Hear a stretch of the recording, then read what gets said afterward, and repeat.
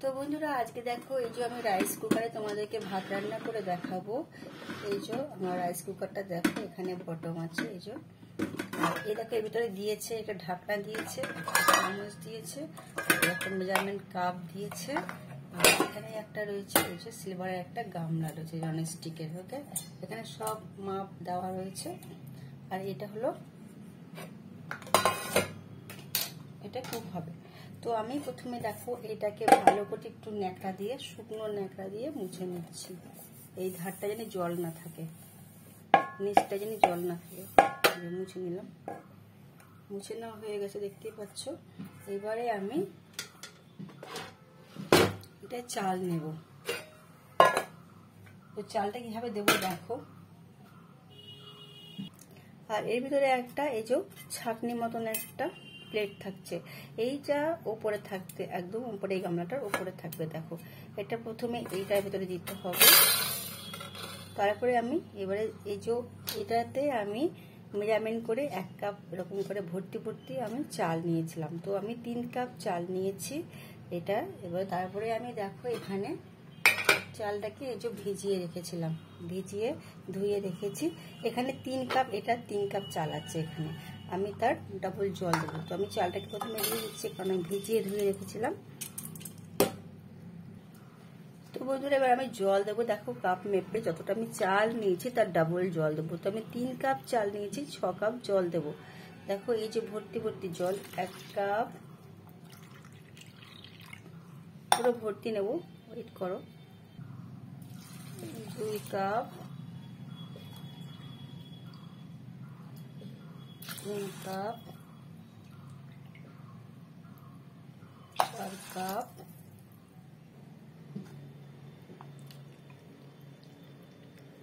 5,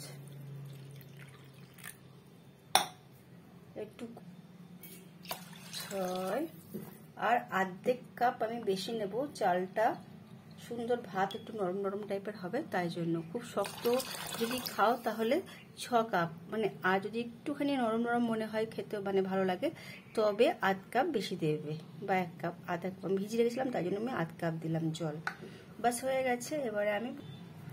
এবারে একটু আবারও মুছে নেব, চারিদিকে জল লাগতে পারে হয়তো, ব্যাক সাইডে বাইরের দিকটা একটু মুছে নিচ্ছি আবারও, কারণ বলা তো চাই না, জল লাগতেই পারে নিচটা উপরটা। তো আমি মুছে নিলাম। এবারে দেখো এই গামলাটাকে আমি বসিয়ে দিচ্ছি এটার উপরে আস্তে করে। এই যে এভাবে করে বসিয়ে দিতে হবে, ঠিক আছে। চারিদিকে কোনো জল নেই বাইরে। এবারে আমি এই ঢাকনাটাকে দিয়ে দিচ্ছি। ঢাকটা জাস্ট এভাবে হালকাভাবে দেওয়া থাকবে, বাস। এবারে আমি সুইচ অন করব। দেখো আমি এবার প্লাগটাকে দিয়ে দিচ্ছি বোর্ডে। ওকে, এবারে আমি দেখো অন করছি সুইচটাকে, কারণ আমার এখানে সবকিছু দেখো রেডি।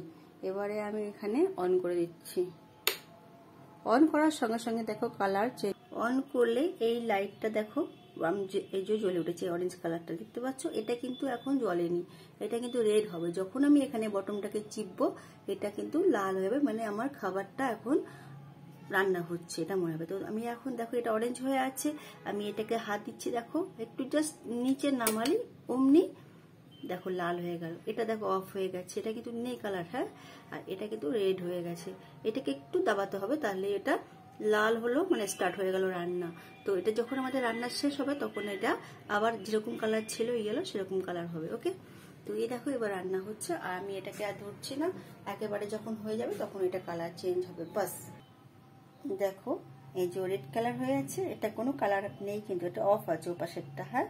কুকটা হচ্ছে, আমটা হচ্ছে না। তো এটা যখন এটা অফ হয়ে গিয়ে লালটা অফ হয়ে এটা হবে, তখন ভাববে পুরো রেডি, রান্না হয়ে গেছে। তখন তোমরা কি করবে, তখন তোমরা সুইচটাকে আগে অফ করবে, তারপরে প্লাগটাকে তুলে নেবে, তারপরে এই ঢাকনাটাকে খুলবে। ওকে, তারপরে একটা কাপড় দিয়ে, শুকনো কাপড় দিয়ে এই যে গামলাটাকে, যেটা ননস্টিক গামলা, ওটাকে 2 সাইড দিয়ে ধরে নিয়ে উঠিয়ে নিয়ে তোমরা গরম গরম ভাত খেয়ে নেবে, পরিবেশন করে দেখবে কত সুন্দর হয়েছে রান্নাটা।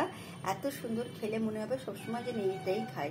তো খুবই ইজি, তো খুবই এত সহজে রান্না হয়ে যায়, তোমাদেরকে কি বলবো। ও মাই গড, আমার তো খুবই ভালো লেগেছে। তোমাদের কেমন লাগে অবশ্যই জানাবে। যারা এই কোম্পানির কুকিং কিনেছো তোমরা রাইস কুকার, তারা অবশ্যই আমাকে জানাবে।